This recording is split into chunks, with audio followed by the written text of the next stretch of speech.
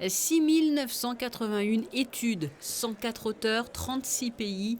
Le rapport du GIEC remis au prince Albert II est dévoilé ce 25 septembre en principauté sur les océans et la cryosphère dans le contexte du changement climatique révèle des conséquences négatives et alarmantes. Exemple qui permet de mesurer concrètement l'état d'urgence dans lequel le monde se trouve, ces millions de personnes qui devront se déplacer, quitter leur lieu d'habitat en raison de l'augmentation du niveau des mers et des océans qui sont pourtant essentiels sur Terre. Ils produisent plus de 50% de l'oxygène de l'air que nous respirons.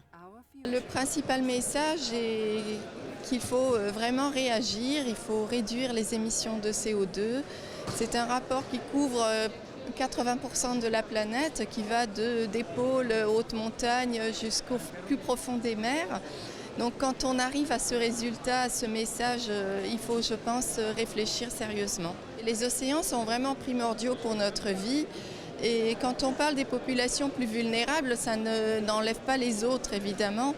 Mais c'est vrai que les plus vulnérables, ce sont les communautés côtières qui vivent proches des côtes, surtout dans les petites îles, dont le système alimentaire va être impacté, dont le tourisme va être impacté. On parle beaucoup des récifs coralliens qui risquent de disparaître très rapidement si on ne fait pas quelque chose.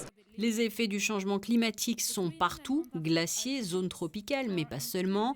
Nous devons agir pour faire face et relever les défis environnementaux identifiés, car même si le constat est alarmant, des solutions existent et sont pour la plupart à portée de main.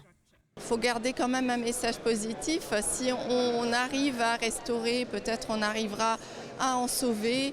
Il faudra le voir un peu positivement et penser aux mesures d'adaptation au-delà du côté alarmiste. Il y a la question des transports, donc passer à des énergies plus propres, comme on dit, les énergies renouvelables.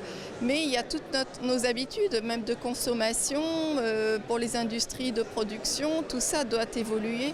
Et à notre petit niveau, ne serait-ce que fermer son robinet ou éteindre la lumière quand on ne s'en sert pas, ça peut être très utile.